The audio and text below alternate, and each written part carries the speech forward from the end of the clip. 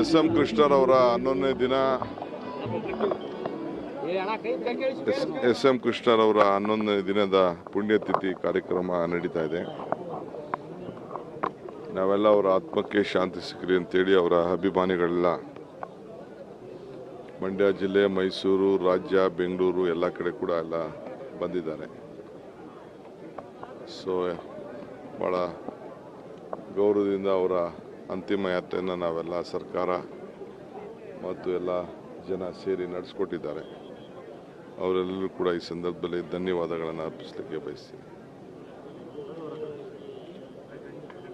Sir, ಇವತ್ತು ಕನ್ನಡ ಸಾಹಿತ್ಯ ಸಮ್ಮೇಳನಕ್ಕೆ ಸಿ.ಟಿ. ರವಿ ಅವರು ಕೂಡ ರಾಜಕೀಯ ವಿಷಯವಾಗಿ ಮಾತಾಡಲಿಕ್ಕೆ ಗೋ ಬ್ಯಾಕ್ ಸಿ.ಟಿ. ರವಿ ಅನ್ನೋದೊಂದು ಘೋಷಣೆಯನ್ನು ಕೂಗಿದ್ದಾರೆ. Go back C T. ರವಿ ಅಂತ ಹೇಳಿ ಘೋಷಣೆ ಕೂಗಿದ್ದಾರೆ. ನನಗೆ ಗೊತ್ತಿಲ್ಲಪ್ಪ, ಅದೆಲ್ಲ ನನಗೆ ಗೊತ್ತಿಲ್ಲ. ಅದು ಜನಕ್ಕೆ ಬಿಟ್ಟಿದ್ದು, ಅವ್ರಿಗೆ ಬಿಟ್ಟಿದ್ದು.